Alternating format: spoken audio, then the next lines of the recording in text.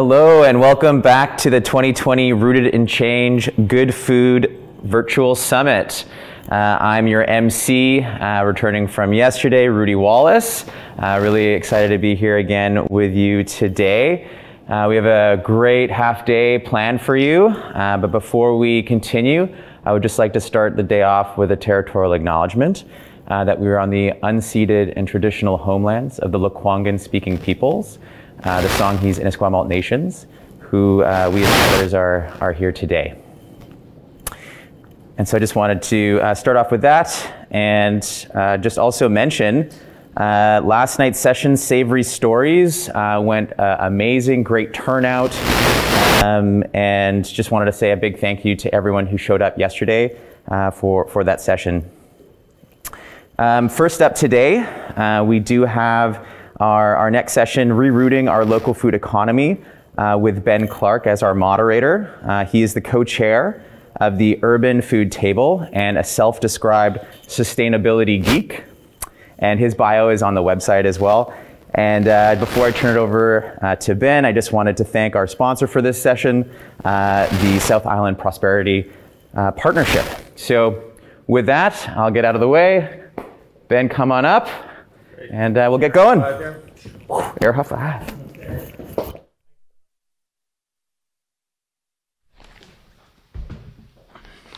Great. Thanks very much, and welcome everybody to day 2 of the summit. This event has been a real highlight for me personally the last few years, and I hope everyone's been having a good time so far with all the great events. Really looking forward to getting into the conversation today about the local food economy, and we've got a great panel of speakers and dedicated experts that are working on some great initiatives to advance the local food economy here on the southern Vancouver Island. So I know it's been a weird year. We're going to talk about how the pandemic has affected the food economy, small businesses, the supply chains. Really looking forward to having an interactive session. So we're going to have an opportunity to split out into some breakout rooms about halfway through today. But in that theme of it being a weird year, we have a poll just to start everyone off. So if we can run that first poll.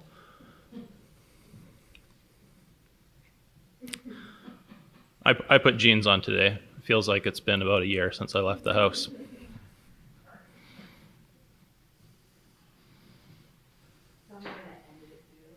Okay, see some results coming in.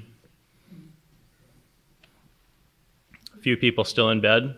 That's good. You just do what you got to do.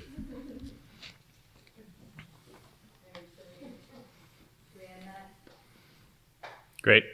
Okay.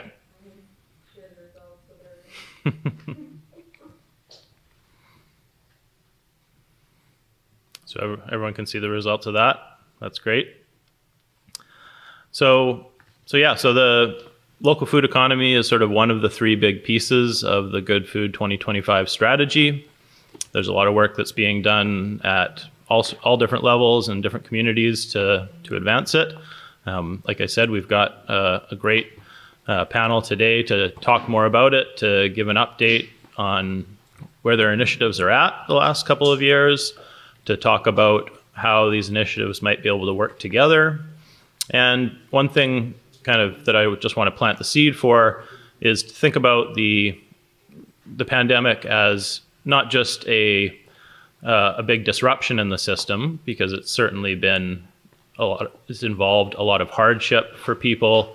It's involved a lot of small businesses going out of business or having to totally change what they do. It's affected people that were already marginalized in a disproportionate way. So there's definitely a lot of rough stuff that we've had to go through as a result. But the seed I want to plant is just think about the opportunity that can come from it and the shocks in the system as a way to create change. And so one of the things that we're going to think about today is how are all these different initiatives that are being led around the region, different parts of the food system, how can we use this opportunity to sort of build a stronger and more diverse and more resilient food system? And we can get into that with the panel, and we can get into it with the breakout groups in a bit. and then we'll come back together around the end of the session to share some of the results. So with that, I'll give just a real brief intro to each of the panelists, and then we'll go through each of them one by one, and they can talk a bit about what they've been up to lately. Sound good? It's kind of hard without a crowd here. I'm just assuming there's people online. I know there are. Hello, everyone. So first I want to introduce Patricia Reichert. She's one of the lead facilitators of the Closing the Supply Gap initiative. She's been working in this space for more than 20 years. Some of the work has involved a focus on socioeconomic research and public policy. She established and operated a successful small-scale food business for more than a decade. She was a big part of getting the Food Hub on Salt Spring Island going, and she's currently president of the Salt Spring Island Farmland Trust. And so, Patricia Reichert, I'll introduce the panelists one by one once they've had a chance to speak. So, Patricia, over to you. Can you just tell us a bit about the Closing the Supply Gap initiative, how it sort of connects across the food system with values, and what's been going on in the last couple of years and how it relates to some of the goals that we're all working towards? So over to you, Patricia. Excellent. Okay, so I was just saying good morning and happy that everybody is here. I don't know, we can't see the everybody's at this point. So as Ben said, we're just trusting you're there. And I'm glad to be here myself, that's for sure. So I'm Patricia Reichert, and I'm one of the collaborators of Closing the Supply Gap. And Closing the Supply Gap is focused on changing the food economy in this region from being being globally driven to a local food system. And I'm part of a group of 3 volunteers who have organized and are facilitating this initiative. And I'm so grateful to my colleagues for being able to work together with them. Closing the Supply Gap is really uniquely positioned. I'll just give you just a really brief summary. First, it's within a set of intention. It's working within a set of intentional and articulated values. And secondly, it's research-based, using a design that I created as a doctoral candidate, actually, at Royal Roads University. So Closing the Supply Gap is also collaborative. It's involving leaders from across the food economy, from grocers to farmers to chefs, to processors, to culinary arts instructors, policymakers, and financial investors. And it's an initiative that's taking a systems approach to achieving the Good Food Strategy's local food economy goals. So we're very systems based and systems perspective. And it's been going for a couple of years now and is intending to make deep changes in the local economy from on how our food system is organized and how it actually works. So that's the brief summary of what Closing the Supply Gap is.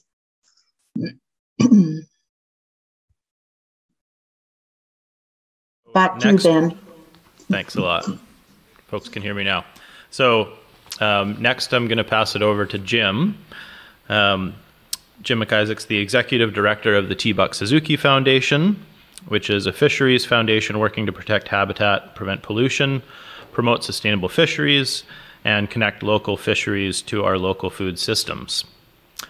Jim wears several hats, and he's also Pacific Vice President of the Canadian Independent Fish Harvesters Federation, and he's also the coordinator of the BC Commercial Fishing Caucus. So I want to pass it over to Jim to talk a bit about what we're doing on small scale and independent fisheries as a really important part of our food system, especially here on the coast. So over to you, Jim. Good morning, everybody, and I'm very happy to be here this morning, trying to bring a bit of fisheries and seafood flavor into the discussion around our food systems and our local food economy. So my background, I grew up fishing on this coast, and fishing paid my way through university. I studied physics and mathematics, and when I graduated, I had an opportunity to continue in that kind of abstract world or to be grounded in fisheries, and I continued on the fisheries path, and I've been part of that ever since.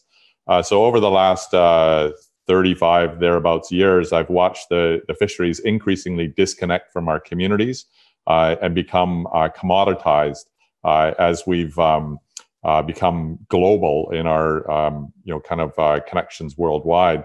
So we have a situation here where our fisheries are increasingly exported. I think numbers right now is somewhere close to about 87% of the harvest here is exported. We import about 94% of the fish that we eat, and increasingly, like what we've seen from this last year is that the foreign ownership is latching on to and controlling our fisheries here, and so we've been working over the last few years to try and change that, to make sure that the connection to fisheries is through harvesters and through our coastal communities. So we've had a major initiative around that.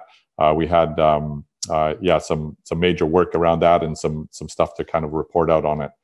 So happy to be here, and I'll pass it back over to Ben.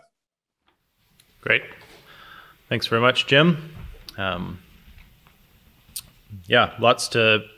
Lots to think about there in terms of place-based food systems and how our coastal ecosystems and fish stocks, different species, connect to our economy here.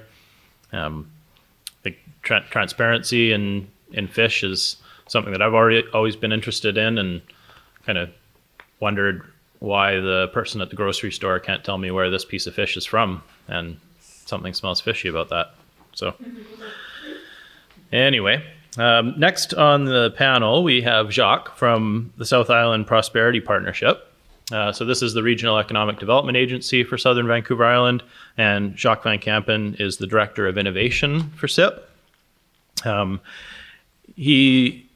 Recently, one of the big initiatives that they did was the Rising Economy Task Force, which brought together a whole bunch of different subcommittees of different sectors, business leaders, and other organizations across the region. And I was fortunate, along with Linda here from CR Fair, to be on one of those subcommittees focused on agriculture and food producers. They've released a report that's a whole bunch of recommendations of how we can support our local economy in the recovery. And they're working with levels of government from Victoria all the way to Ottawa to help make sure that that's rolled out in an effective and supportive way. Jacques, one thing worth mentioning about Jacques, he's an avid gardener and farmer, and puts his passions to work on a small farm in central Saanich, looking after sheep, ducks, chickens, and his 4 children. So I'll pass it over to Jacques to talk about his work at South Island Prosperity Partnership and some of the recommendations that came out of the Rising Economy Task Force. Over to you, Jacques. Thanks, Ben. Hopefully, thumbs up, you can hear me. So a pleasure to be with all of you guys, unfortunately, virtually today, like everybody has said. To your point, Ben, my upper clothing seems to get a lot of laundry, and the bottom is pajamas all the time. So it's a strange world we live in. Ben did a great job of introduction, but I thought I'd spend a moment just sort of filling in some of the extra points around who is the South Island Prosperity Partnership and how it might relate to you in the audience and what you do. So we are the Economic Development Agency for the South Island. So South Island, to be simple, is CRD area, roughly. And we count as our partners all the municipalities for the region, as well as the Indigenous communities, 10 First Nations, as well as institutional partners, post-secondaries, as well as most of the large employers of the region, many of the nonprofits, and as well many of the more sector-specific organizations, CR Fair being an example of that, of course. So we count a broad audience into our portfolio, which really helps us listen and engage with all manner of the economy. That work has been ongoing for several years now, and has been, I think, supporting and successful in its many different initiatives. I can encourage you to go to our website, southislandprosperity.ca. It's all one word, and a lot of things we'll chat about today, the recommendations that were mentioned, will also be there, and reports and presentations. So if it's too much going by at once, there's a great resource for folks to engage with.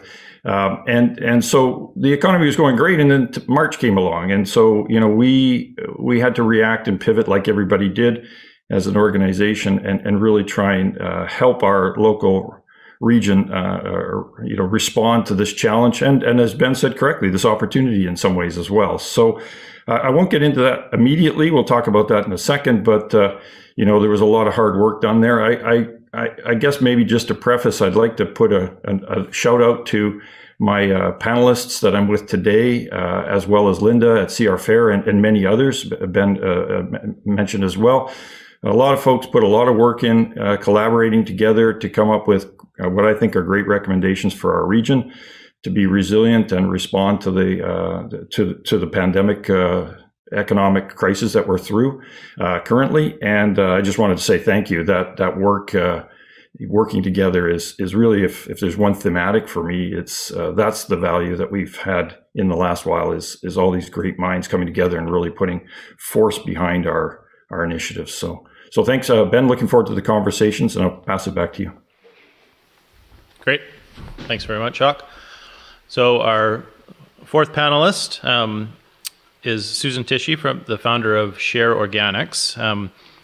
She's been a champion of local food for many years and has too many things in her resume to list here. But a couple of things I'll mention about Tish, as most of you know her.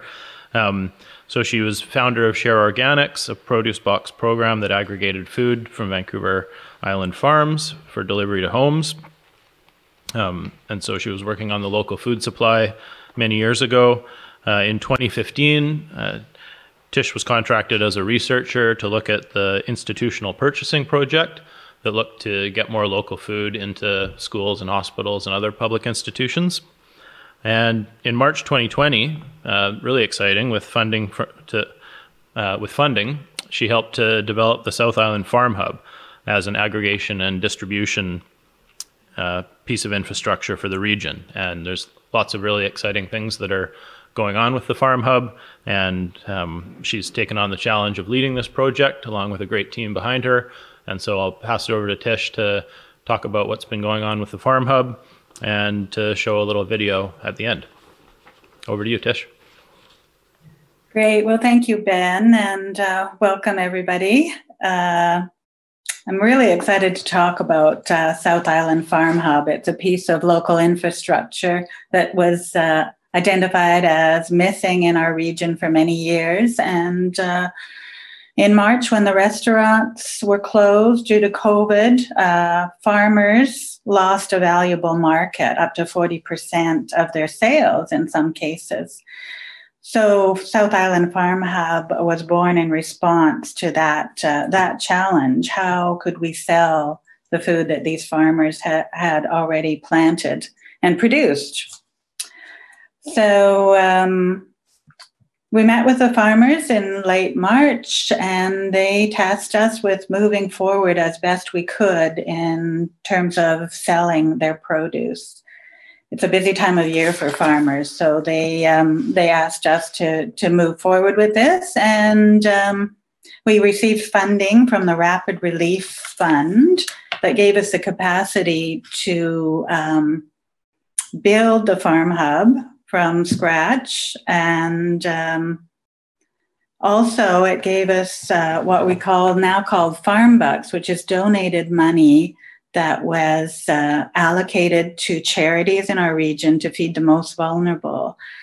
So these farm bucks were allocated to the charities, and they could use it to purchase local food through the FarmHub. So it was a real win-win for the farmers and for the local charities as well. So that was a really exciting piece of it. And so we did begin selling produce at the end of May. And I think we can just move right to the film, Ben, so you can see what we do. So let's load up the film.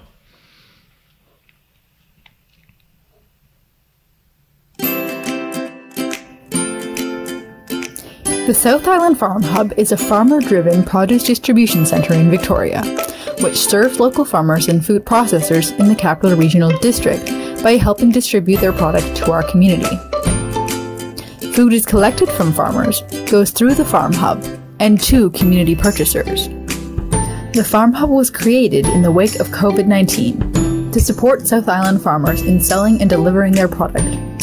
It also connects people in our community to regional food producers. Citizens, groups, and organizations are able to easily access food through the Farm Hub and have it delivered to their door. Producers bring their product to aggregation centers throughout our region. The food is then taken to the mustard seed warehouse, where the FarmHub team sorts it into orders for local charities, regional schools, chefs, and home customers. Through the Farm Bucks program, the FarmHub is able to help charities and nonprofit organizations purchase fresh, healthy food to help nourish people who are disadvantaged or face barriers to accessing good food in our community. From the warehouse, deliveries go out to purchasers both big and small. You can order a box and join our community. At Nourish, head chef Sophie uses FarmHub produce to source her ingredients and to support regional farmers. She combines the flavors of our region into food that is good for the body and the soul. At Shelburne Community Kitchen, FarmHub produce is delivered or can be picked up by kitchen members who are supported in accessing good food. This is where pre-COVID our participants would come in and choose the food that they would take home and pack it themselves. But with COVID, of course, people place their orders over the phone or in person, and then our volunteers come in and pack the groceries following all the COVID protocol, and then we have no contact drop-off. We also started a delivery service since the pandemic began, just knowing so many of our members are immunocompromised or have mobility challenges. So we've been taking the food to them since, probably March or April at this point. But having the South Island Farm Hub produce has been a really wonderful resource because it's an organization that's trying to promote a more just and sustainable food system. If we can't invest our money in our local farmers and food producers, we're missing the point. So this is a really wonderful way where we can be offering some seasonal fresh produce to our members, as well as supporting our local farmers. So it's a perfect closed loop. Our farmers are people like Mary Alice of ALM Farms. She tells us how COVID has impacted her farm and how the Farm Hub has helped her. Yeah, because we have big markets with the restaurants and the farmers markets, and so I didn't know what we were going to do. So I didn't quite believe it when it first happened. It was true. It seemed like there must be a hitch. We're up to something. That's how I felt when I found out about this place. I was like, this doesn't seem real. But it was a real lifesaver. It was a real lifesaver for our farm. She also describes how community connections have sprung from her participation in the Farm Hub. I get to deliver. So I go down to the food bank, and they are so happy to see me. And I haven't been connected to my community's food bank. Yes, I'm really connected with them. And then I go now to the high school and take it into the kitchen where they're cooking, and to also the instructors who are taking it to their classes. It's really nice. Stewart's Kiwi Farm is a hidden gem on the island. Through the Farm Hub, he has enjoyed connecting with the food community, including both chefs and brewers who will be using his kiwi fruit. At Ocean View Estates, the Dollywalls feel the Farm Hub serves them as new farmers in an equitable way. Well, FarmHub has given me an opportunity, right, to knew that there will be some sort of a local interest in my food.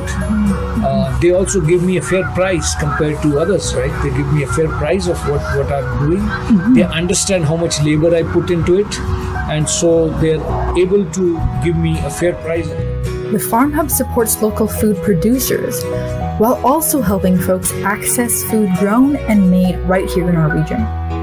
By developing and growing this connection, the FarmHub strengthens our local food economy.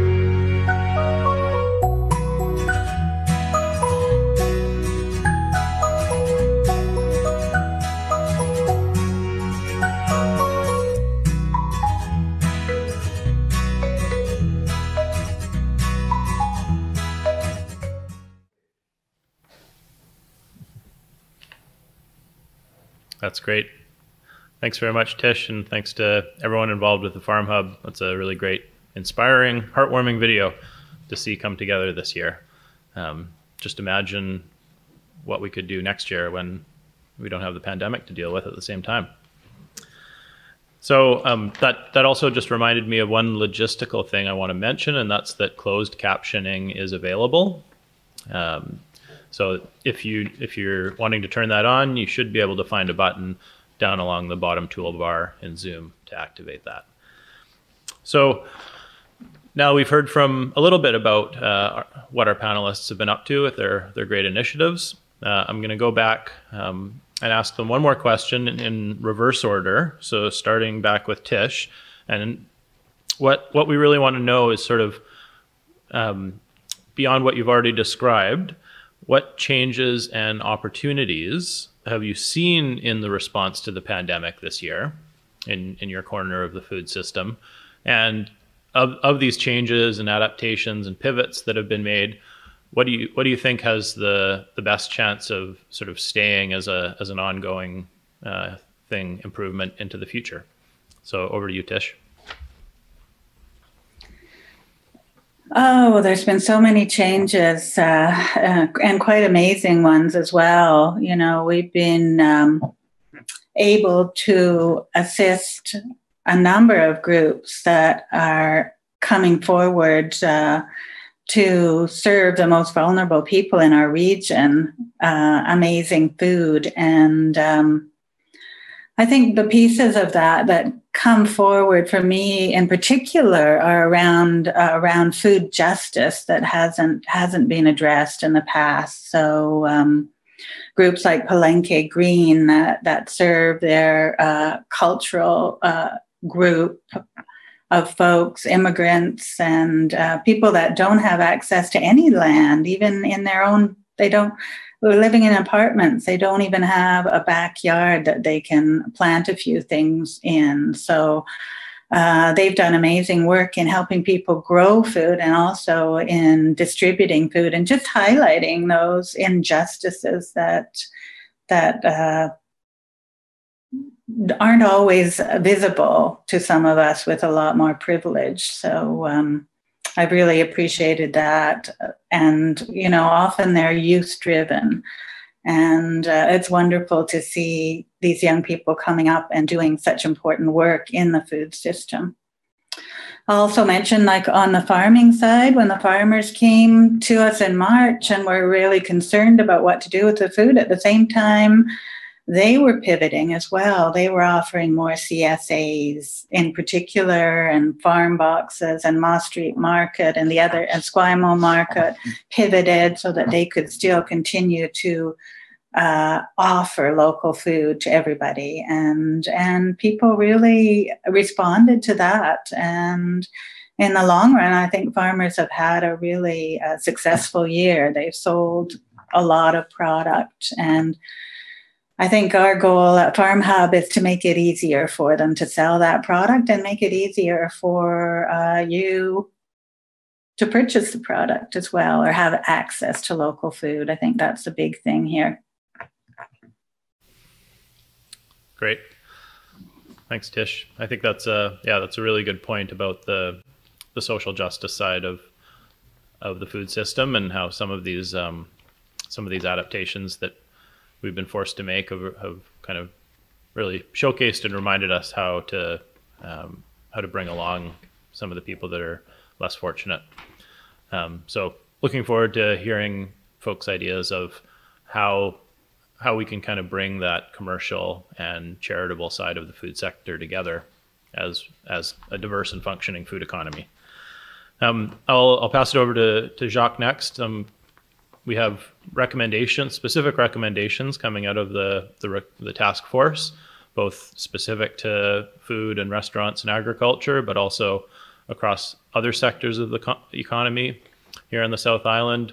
Tech is a really big and important one that comes to mind. So just curious, Jacques, from your point of view, what have you seen happen this year that you think is a real opportunity to continue on into the future? Thanks again, Ben. And by means of just elaborating a bit more on where we went through the pandemic with the organization, as Ben mentioned, we set up a number of task forces, committees that looked at the economy in each one of the different important sectors: tourism, education, tech, and also food and bev and agriculture. And we saw, as I think most everyone knows, is that the recovery cycle was dramatically different depending on which segment you were in. And even within that segment, there were different parts that were succeeding and different parts that were struggling. And we've heard so many different shapes to the economic recovery: V shape, W, L, et cetera. The one I like is, I don't know if I can do it on my screen effectively, K shape. And that is, some are recovering well, tech, for example, as Ben said, and some are challenged much more so, like tourism. So we took all of that information. We set up these different committees, zooming in on food and bev and agriculture. A number of the panelists were in that committee, amongst others in the audience, I hope, today. And we really deliberated, what's the current situation? What's the opportunity going forward? How do we make the economy recover better than it was prior to COVID? So how do we make for a more resilient, inclusive economy? And so the group worked on those recommendations, then put those forward to the broader task force for the region. And as I mentioned earlier, please look at those recommendations that we put forward to the broader community, to various levels of government. They're on our website, southislandprosperity.ca. Zooming in a little bit on the agriculture, food and bev, there are a number. Many of them fall under the umbrella of support local, which is good and consistent with what you're hearing from the others.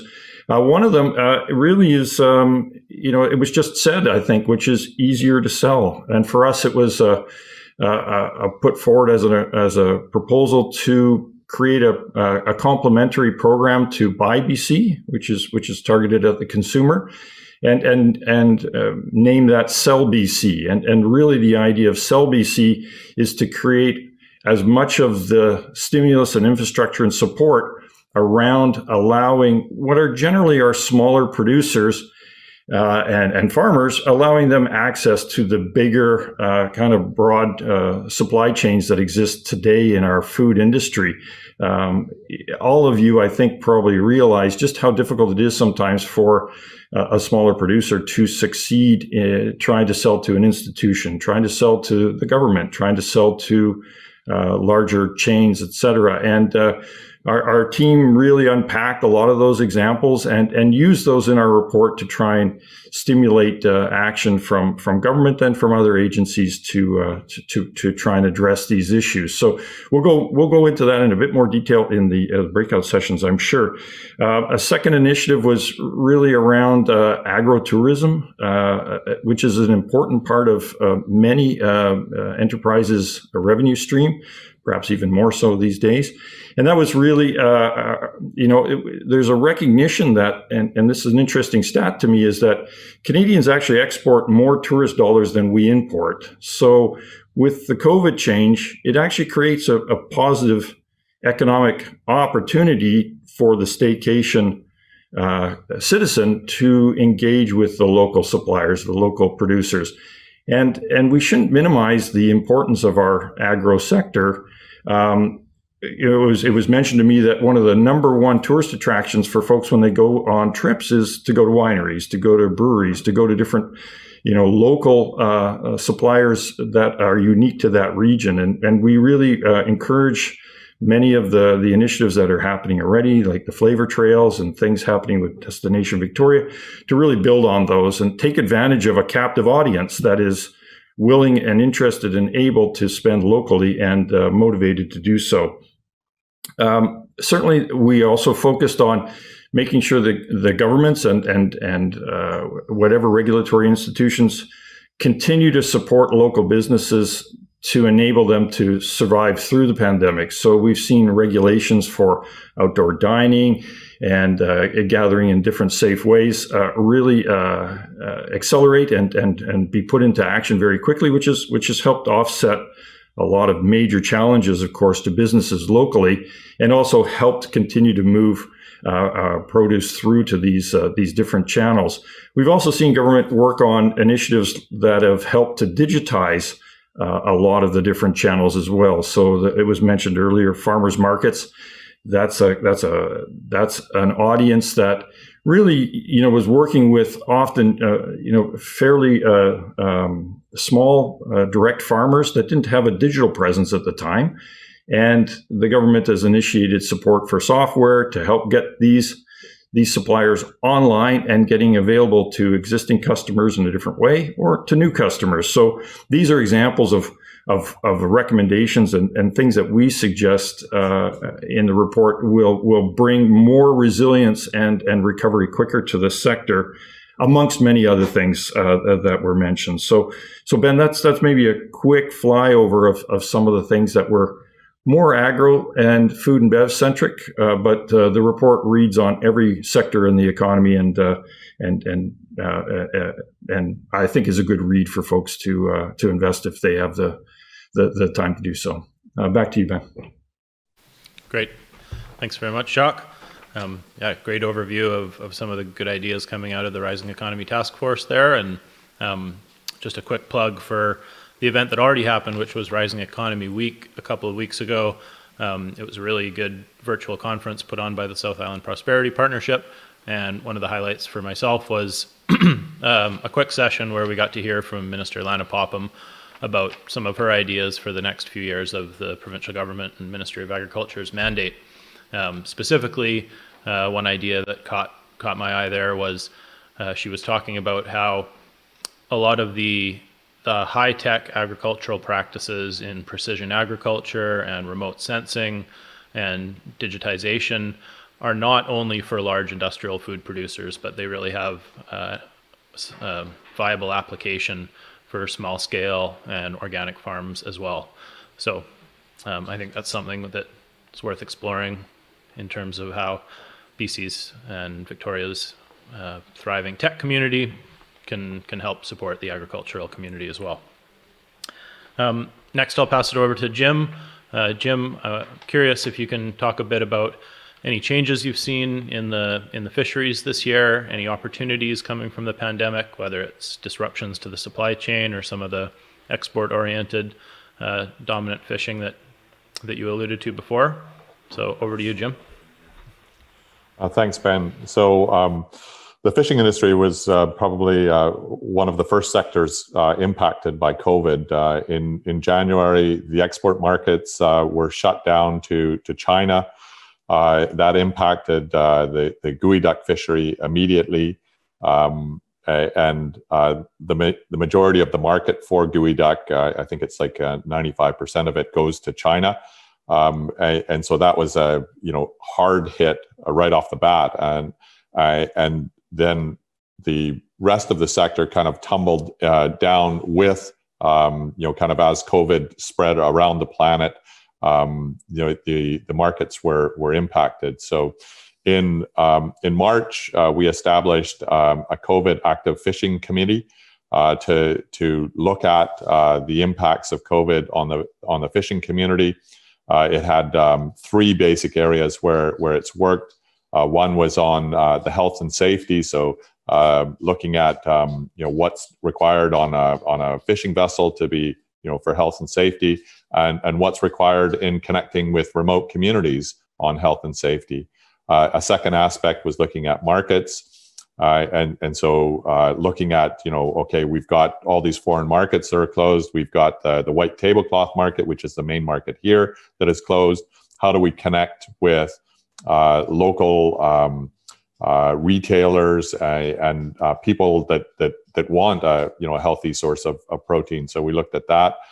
And then the third aspect that we looked at was the kind of relief programs. So what's required to ensure that the fishing community survives through COVID and is able to carry on the other side, and we have a fishing community. So over the last 8 months thereabouts, we've had something like 33 meetings that are kind of broad based across the 22 different fisheries that we have in the province.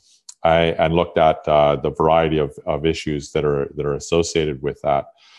So I would say, one of the biggest opportunities that has been, identified is the opportunity to sell local. And those fishermen that have had the ability to pivot to local have done very, very well. And the response in the local market, people, selling off the wharf, prawns, halibut, sablefish has been unbelievable.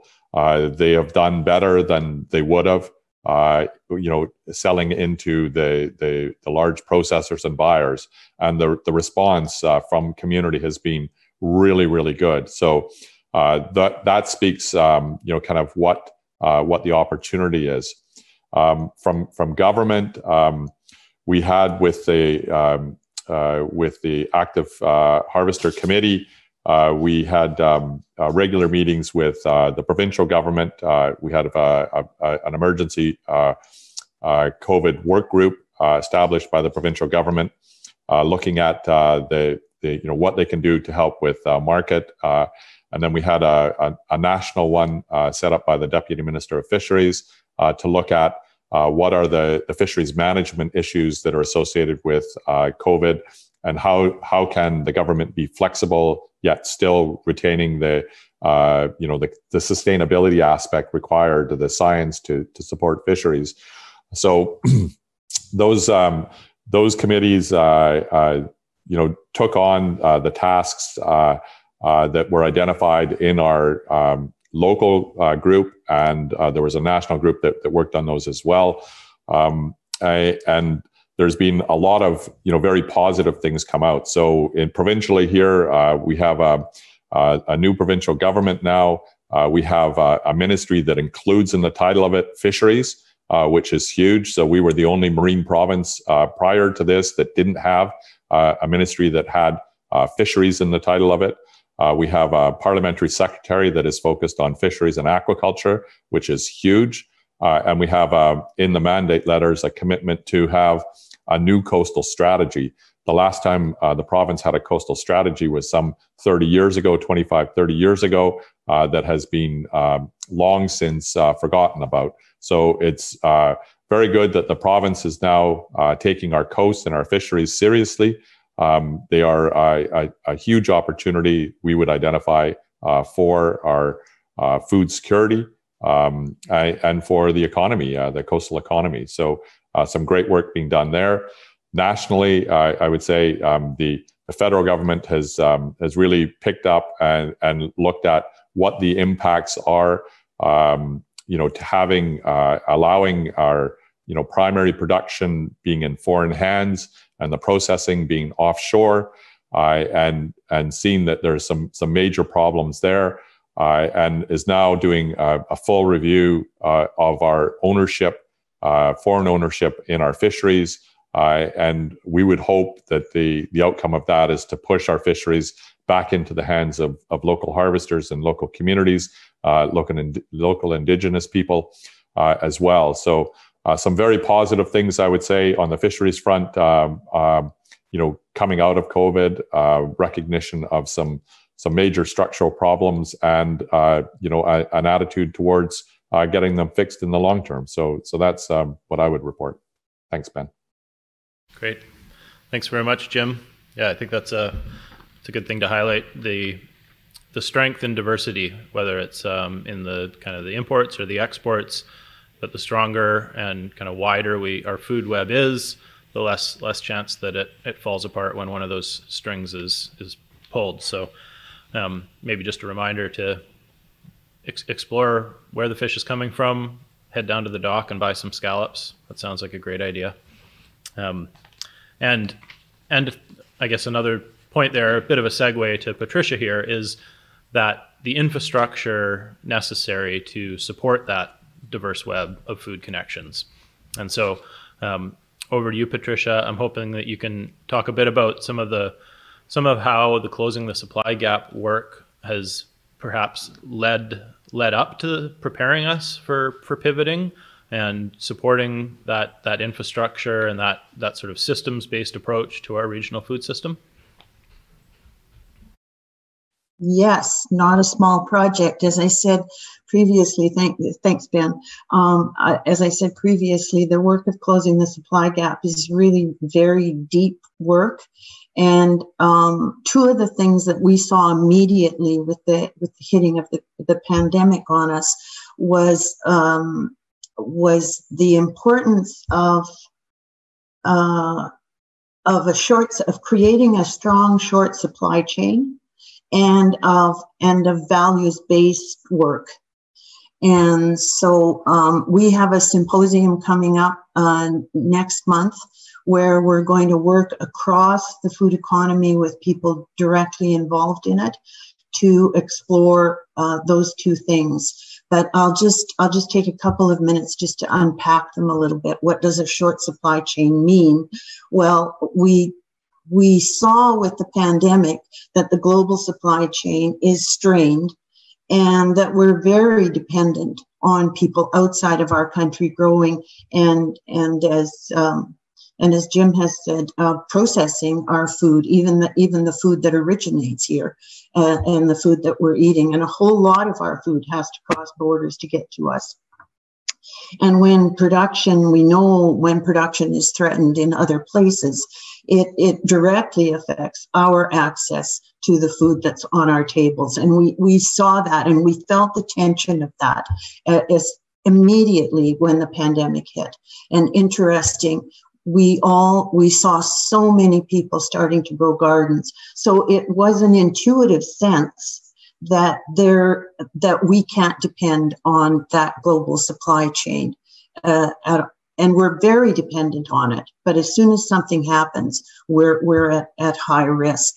And so, what does a short supply chain involve? Well, it involves a fully coordinated local food production and harvesting and processing and distribution system is what it involves. And we have a very fragmented system now. We have pieces of all of that, but we don't have the connections between the pieces. So we need that system. And really, a part of the connection, an important part of the connection, is the distribution system. The distribution system we have now is very global, as Jacques has said, and access to that is it can be hard for smaller producers to break into, and we want to maintain that cultural small producer focus within our region. It is what identifies us, and it's so very important. So we need to have, within that distribution system, we need to connect supply to where the sale of most food is, which is in grocery stores.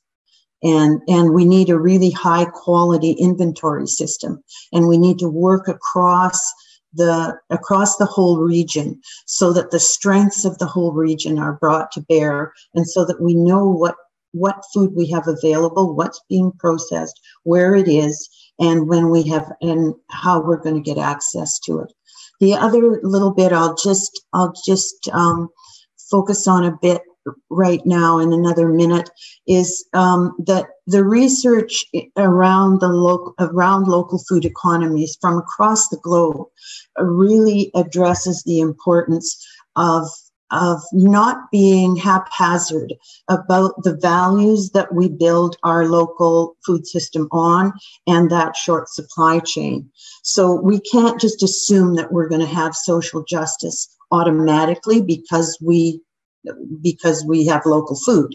That the two don't automatically fit together, or community resilience. We have to be intentional.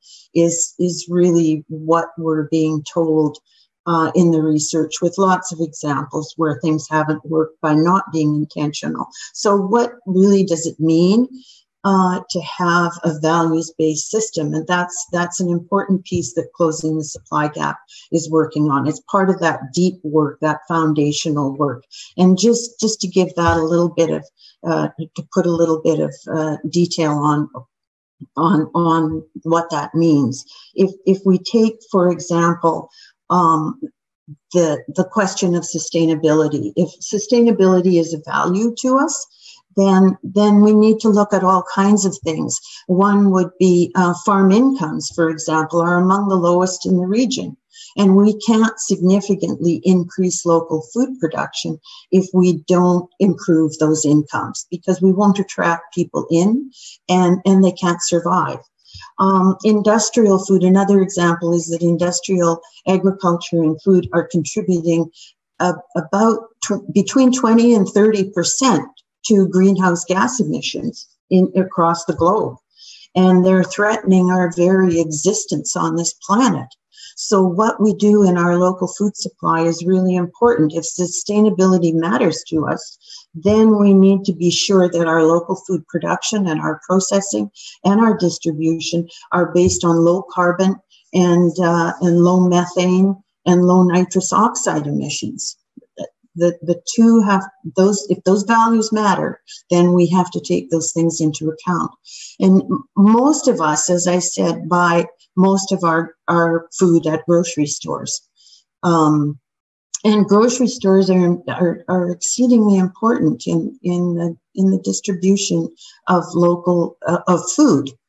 And yet we see very little local food in our grocery stores. It's a specialty item, it's an odd out. And not a core. It doesn't define the food system at this point. So if grocers and farmers and harvesters are going to get together and work to address this, they need to have respectful relationships. And relationships are an important part of sustainability. And finally, I would just mention that, sustainability also requires investment in our own community. And so it means that the food economy that circulates our money locally is going to pull us all up. It's going to empower us all if we begin to invest more locally, and in stronger ways and more intentionally. And that's an important part too. If sustainability is a value, again, the thread connects back and forth. So COVID and these days that we're spending so much time at home allows us, I think, to think more, to take this time to think more about our community, and particularly what kind of food system we want to create and how we want to make those changes. So we're hoping in the breakout group on closing the supply gap that we can talk more about what people think about those values and the connections into the food system, and to really manifest them. Great. Thanks very much, Pat. And yeah, I think that's a great example, and you articulated it really well, how there's a lot of things we need to think about in order to be that change that we want to see in the food system. Lots of different values to consider there, from the environmental impact of the food system to where the money is going, and how to try and keep most of it in the kind of in the hands of each end of the spectrum there, in the producers and the consumers, and those really important social connections that come from having the relationships in a local place-based food system. So thanks for putting that out there, Pat. In terms of kind of what we're going to do next, we have a short video to show, and then we'll come back and I'll give a few instructions about how to join the breakout groups. I know that there's a lot of really good questions that have been coming in the chat, and I would encourage you to continue to have that dialogue in the chat and on the Miro board that I believe Anna's been providing some links to. And what we'll do is we'll go into the breakout groups for about 40 to 45 minutes, and then come back to all the panelists, and we'll have a chance to have some questions at the end. So let's load up the video, and I'll just set it up by saying that we put a call out a couple of weeks ago to ask people sort of the same question that we just asked the panelists: is how has the pandemic affected your business, and kind of what can you see going into the future? So let's have a look at that video.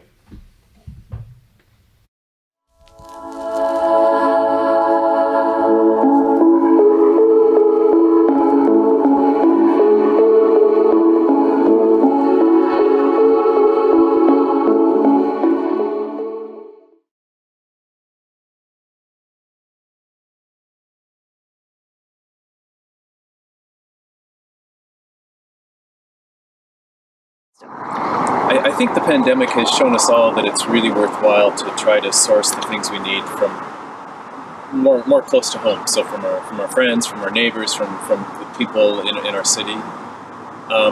And so for us as a farm, part of what that's meant is we've really tried to make everything that we have more easily available to people, and in ways that allow for, if they want it, a little less contact. So of course we have a lot more things available online.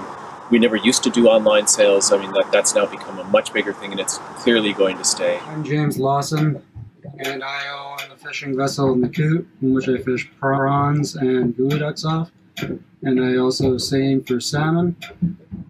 I live in Campbell River, and I'm from the Heiltsuk First Nation, and a key to surviving the pandemic for fishermen has been embracing local markets and strengthening them, so we're not so reliant on foreign markets that may not always be there. Ben Kernstead, I'm with Farm or Die Agricultural Solutions. Yeah, 2020 has brought a lot of hardships, and with that comes innovation. The big one for the food system, I'd say, is distribution. We're able to get quality food to people that are at high risk. Hi, my name's Peter, and I'm the captain and co-owner of a family-operated independent commercial fishing vessel, Optimist 1. We harvest halibut, sablefish, and tuna. We traditionally in the past have sold strictly to buyers, and we did again this year, but the market was very much different due to COVID. The market went from a food service to strictly retail, which could not handle quite the volume or could not necessarily pay the same price. So we found we would experiment with dock sales, and it was a great experiment. It was really successful. We sold out very quickly, and our customers were absolutely thrilled to get local product delivered right off the boat.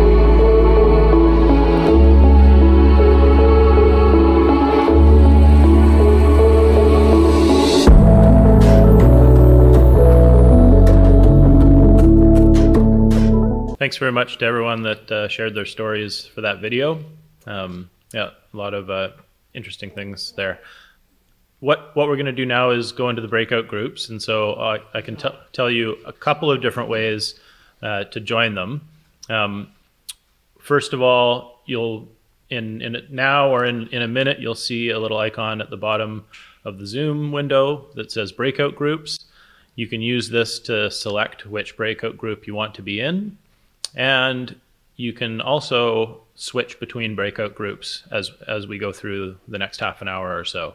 I'll just ask that if you are going back and forth, just make sure you mute yourself and you're not jumping in with a bunch of extra noise to a conversation that's already happening. So feel free to go between the breakout groups. If you can't see that icon on the bottom of your Zoom screen, another way that you can get put into a breakout group is just to rename yourself with the number of the breakout session that you want to be in before your name. And so that's usually an option that you find by hitting a little three dots on your own camera window and renaming yourself. And so breakout session 1 is going to be with Jim talking about fishers. Breakout session 2 is going to be with Patricia talking about closing the supply gap. Breakout session 3 is going to be with Jacques talking about the Rising Economy Task Force. And breakout session 4 is going to be with Tish talking about the South Island FarmHub. So really looking forward to these discussions. I'm going to hop on a computer and take part. And yeah, feel free to take the questions that you had into the breakout groups if they're topic specific. And we'll reconvene in this virtual large room with each other in about half an hour or just a bit more.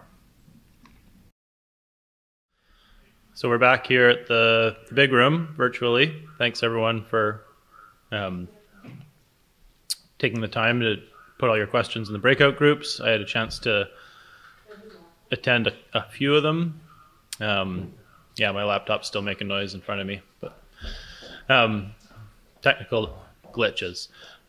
I think there were a lot of really great discussions. It's a shame that in this virtual format, there's kind of limits to how much we can engage. I think that there's a real opportunity to build on the momentum and these conversations and continue them between Good Food Summits every year. I heard a lot of really neat things about just kind of the different groups and organizations across the sector that are all kind of working together and how to build bridges between them. Just a reminder that CR Fair has the Good Food Network, and that's a way to engage with a whole bunch of other people across the region.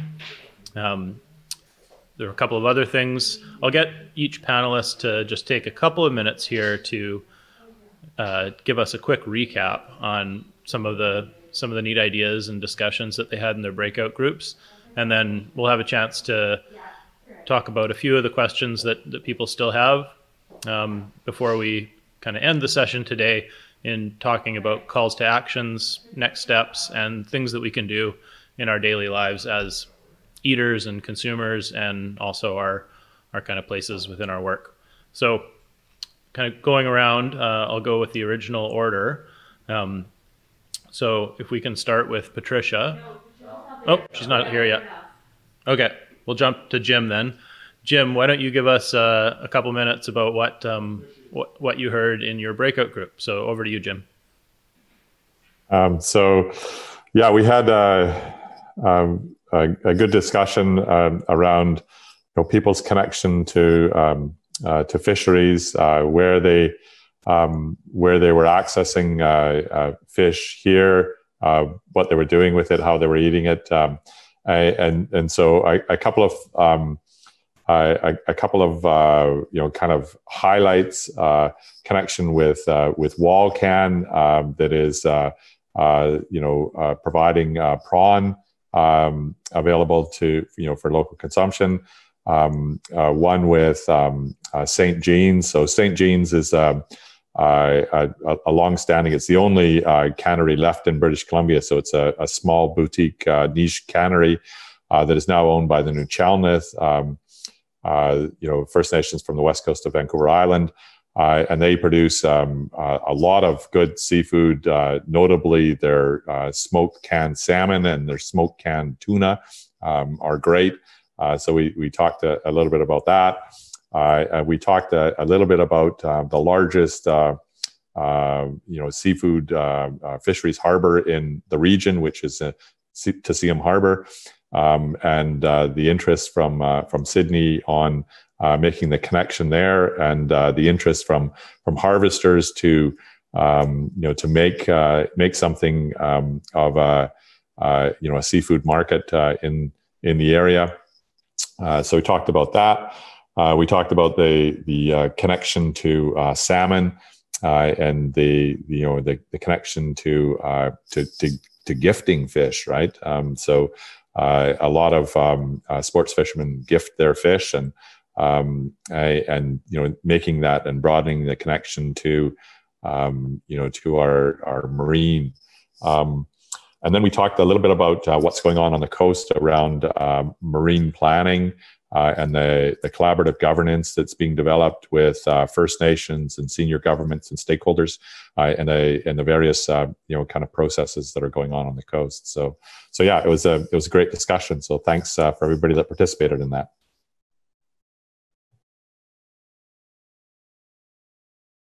Oh, are we good? Okay. Thanks very much, Jim. That was a great recap. I'll just, in the interest of time, we want to spend a couple minutes on each of the breakout groups, and then we're going to have some questions from the audience. So over to you, Jacques. 2-minute recap of what you heard and some of the good questions coming out of your breakout group. Thanks again, Ben. And you were there, and I think I missed a little bit of your commentary at the beginning, but perhaps this is a repeat. But I think in our group, there was a lot of great questions. We tried to zoom in on what are the open opportunities still, and perhaps what are some of the gaps in where we're going collectively in the region. And I thought a fairly consistent theme came around the point that said, where are the good examples that we can draw from? Where is the innovation, be it locally or even internationally, that we should be looking to, so that we don't kind of invent and reinvent things over and over again? And I guess in response to that, that is what this type of session is all about, as well as the session we had at a broader level for the Rising Economy Task Force. And I think Ben mentioned the name Good Food Network. These are the types of connections that I think those in the audience that aren't members of these networks should engage with.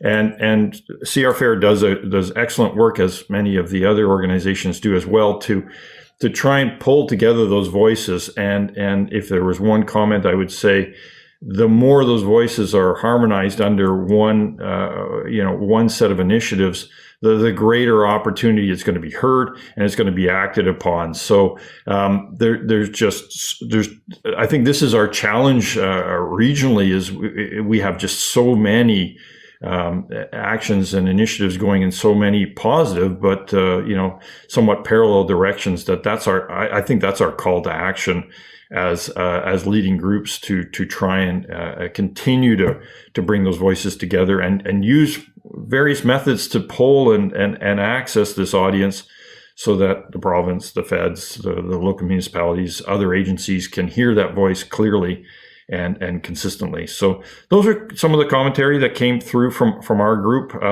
along with discussions about how businesses have changed through the pandemic and how organizations that have succeeded have pivoted to different ways of marketing their offers and have found success and want to see that continue. So back to you, Ben. That was my synthesis anyhow. Great. Thanks, Jacques.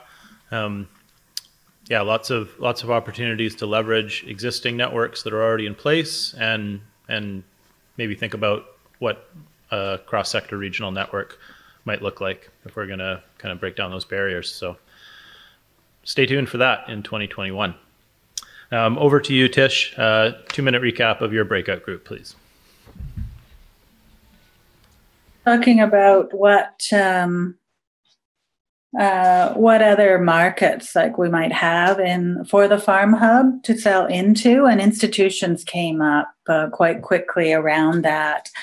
In some ways, they are hard to access for small growers with local food, but there are some windows of opportunity there in some of the smaller healthcare institutions, residences, and things like that. So I think probably why we didn't go there right now is because of COVID and how difficult it is for people to make changes, particularly in those more vulnerable settings. So we also talked about the real cost of local food and how local food is more expensive. And it's really exciting to see that the farmers and the fishermen did so well selling direct to consumers in our own region. And but I think there's more work that needs to be done on that, and how best, some of the ideas around how best to frame that up for people is to talk about, the real cost of food. And when you spend your dollars on local food, some of the hidden benefits that you're getting in terms of rebuilding the soil and, areas around those types of things as well. And just the value of local food and how far it goes, and what it can do. Pat talked a little bit about how important local food is in terms of the soil and sequestering carbon and to offset things that the traditional agricultural system is quite a heavy polluter. So lots of good discussion. So thank you to everybody for participating.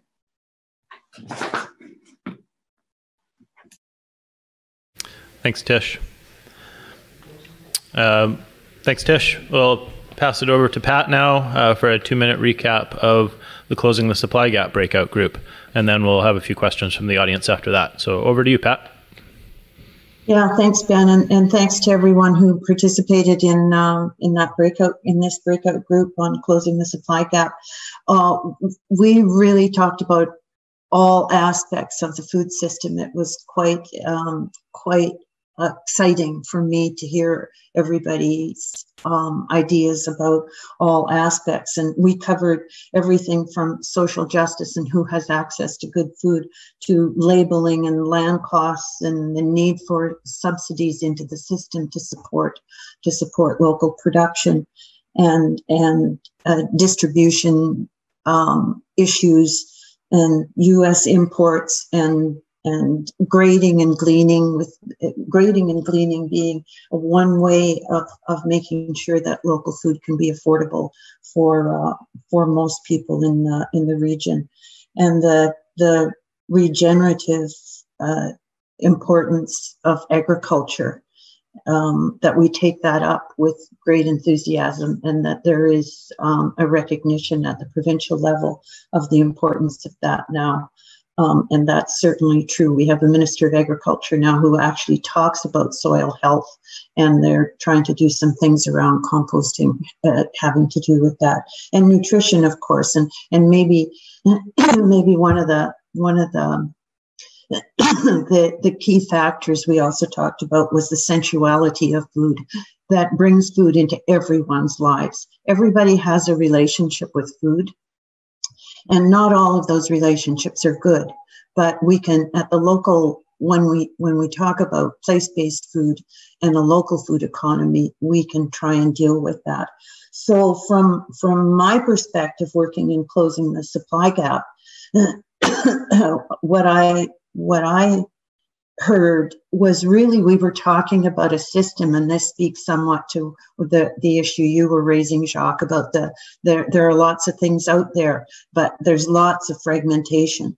And I love to hear a discussion that really is about taking a systems approach to all of this, because that's really what Closing the Supply Gap is trying to focus on. And we've got the symposium coming up in another month or so, and there's going to be lots of good discussion about that at the symposium. So stay tuned. And by all means, everybody, go into your grocery store and ask for local food every day, every time you go in, every single time you go in. Don't make it a special occasion.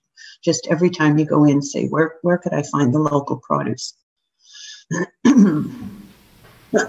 Excuse me. Yeah, that's it. I think that's a wrap on what we talked about. Back to you, Ben. Great. Thanks very much, Pat. And I would encourage everyone to stay tuned for that local food symposium coming up in the new year, and also to think about your grocer as a person that you have that conversation with, and ask them what's behind the food that they're selling. And if they are selling local food, recognize them for it and thank them for it. I think those relationships go a long way, and sometimes we think of those large grocery retailers as faceless organizations, but there are buying managers working there that do really care about the community. So good plug there, Pat. Now we're going to try something technologically complicated. I think Linda's going to use her microphone in a divine way and speak some of the questions that we've been getting. So over to you, Linda. All right. Thank you so much, Ben. We have quite a few questions, but a short amount of time left. And so obviously this conversation is going to need to continue. And so I'm just going to focus on a couple of questions. They're really around calls to action. So the first one I'm going to direct to Jim. Where are the opportunities, perhaps within your present efforts, to redirect some of our fishery stocks from 87% of the harvest exported to become more of a local food supply? Jim, what do we need to do that? That's a huge question, right? So part of that is, is making sure that the ownership of access is held locally, and that it's in harvesters' hands, local communities' hands, Indigenous community hands, and that makes it much easier to, for locals to decide, where that fish is going to go, and so to that end, we've been working on kind of the policies to support that. There's a standing committee report that came out late last year that's being, that's trying to drive those, those kind of principles into play in our fisheries here. So those are parts. We have a group called Fisheries for Community that's a coalition, a partnership with a bunch of different organizations and First Nations communities and coastal communities, trying to ensure that the access is in the hands of harvesters and communities going forward, and that allows those decisions to be made about where our seafood is sold, and where it's processed and that kind of thing. So that would be a huge step. Right now, with a lot of the ownership of access or control of access being offshore, it's somebody outside of the community that's calling the shots on, our local resources. So yeah, getting that changed is a big, kind of step in that direction. Thank you so much, Jim. Okay, and then this is from Christina, and this is really going to sum it all up. The pandemic has certainly shone the light on the need for a strong local food economy and ensuring that local dollars stay in the community. In terms of recovery, I sense that we're actually talking about a redefined new economy. So what do we need to ensure that we continue on this trajectory and not revert back to the old global system? How do we not lose ground that has been gained through these measures during the pandemic? So I think I'm going to give the last word to Pat on that. Pat, how are you going to guide us? How do we keep moving forward on these gains that we've been making? Oh, Jim thought his question was big. Well, yeah, thanks, Linda, and and thanks, Christina. Those are the important questions. That is an important question that we need to carry with us. That everybody who is at this event needs to really adopt as their own and take it into all of the work that everybody is doing.